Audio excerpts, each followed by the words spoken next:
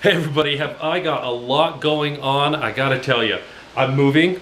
I've got a ton of filament samples that I want to print out, but I'm not going to be able to for a little while because of this move. My books are done and I want to give away a few more copies to you, and we need to talk about the results of the survey from the last video, so let's get started on that.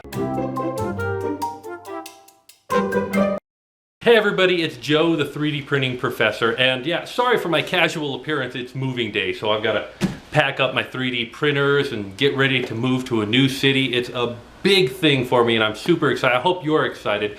Of course, this move means that I'm not going to be able to do a lot of videos about 3D printing projects that I'm doing. The printers have actually kind of been put away for a little while, and I'm going to have to just talk about 3D printing and 3D printing theory and how to design for 3D printing and all those sort of things for a little while. I hope you don't mind, but you know, if you really want to get a fix for 3D printing projects, you should check out my buddy Garrett's video, Chaos Core Tech. Oh my goodness, he does an awesome 3D printing project like every week or at least a couple of times a month. So definitely check him out. If you're not already subscribed to him, subscribe to him. Give Garrett some love, man. But we've got the results from the last video that I did. I know it's been a little while. Again, things are up in the air, but that gave us time to really collect some results. So should I censor my 3D printing video where I use a model that was derived from a model that was transformed from a model that had a copyright claim placed on it? And the results of that survey, counting the video annotations and the survey results, are this. Almost 2/3 of you said that I shouldn't take down the video. What surprises me is that more than 1/4 of you said that I shouldn't have to take down the video because I should have the right to do whatever I want. Now, I don't agree with that entirely, but I appreciate the conversation. I appreciate knowing where you guys stand on this one. But for the most part, the largest majority of people said that I shouldn't take it down because I didn't really do anything wrong. And in this case, that's probably true. I feel bad that this example wasn't enough to really kickstart a good discussion about this.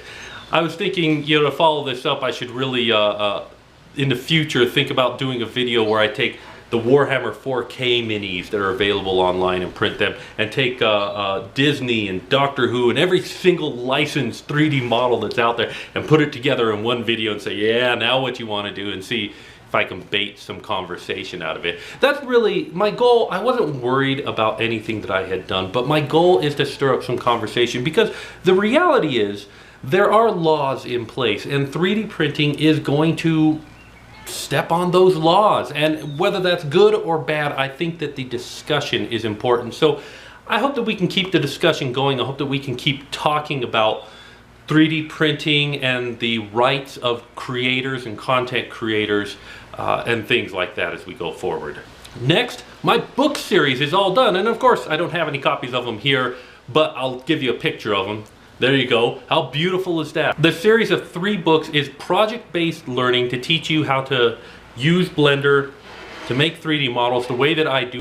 The first book in the series, the Octopus Pencil Holder, I got a copy out to Keith Applegate, I got a copy out to Peter Phelps, and some people have already been doing some cool things with it. In fact, check this out. Peter Phelps made this one based on the instructions, but he made it his own entirely. Look at that jack-o'-lantern face. That is so freaking cool. Peter, you did a great job with this model. I absolutely love it. That's what I'm talking about, and I want to get 2 copies of the second book given away to you guys watching this video now. So if you are interested in getting a copy of my second book, all you gotta do is, once again, leave a comment to this video on YouTube.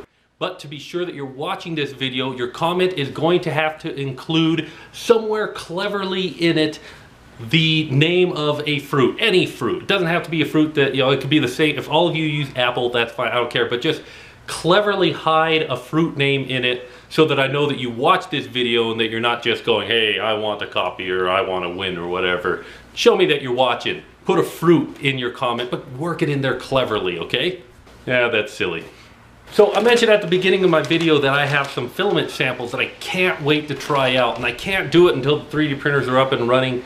that'll be a little while, but this is something that you can look forward to. My friends over at Rigid Ink sent me a big bag of a lot of different kinds of filament. There's stretchy PLA in here. That stuff is super cool. Check this out. I mean, I've never seen PLA that could flex like that. I think there's some dissolvable filament in here. I mean, just super cool stuff. I can't wait to crack this open and try it out for you and show you what they've sent. I've also got some samples from my friends at Algix 3D. This is the algae filled filament, and man, the color of this looks beautiful. So I hope you're looking forward to those, but these are great filaments and I can't wait to try them out and show them to you. So this is big news. This may be a weird time to do it, but I'm finally set up on Patreon. And if you would like to support me and the things that I do, you can do so on Patreon. But this isn't just supporting me. This is also getting you cool stuff. If you sign up on Patreon, you will get every month a 3D model that I have made,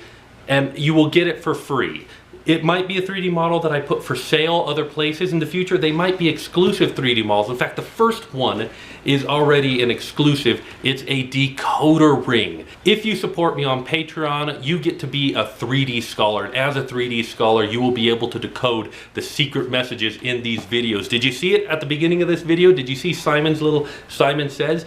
You need the decoder ring to be able to decode that, and you need to be a 3D scholar in order to get that decoder ring. So hop on over to Patreon, support me, get your 3D model, and you'll have even more 3D models in the future. And in case you don't have a 3D printer, once I get these guys set up, I will give you guys coupon codes to get a deep discount so that I will print it and send it to you so that you can still participate. I want everybody to have fun with this one. You don't need to have a 3D printer to be a 3D print scholar, so go ahead and sign up today and pledge at any level, but I appreciate all the support that I'm getting. So I think that's everything. Thank you guys so much for watching. Thank you for all of your support. Even just watching videos is a support, but for everything that you guys do, thank you so much. Again, if you want to win that book, go ahead and put a comment in the description, but remember our secret, and I will see you next time.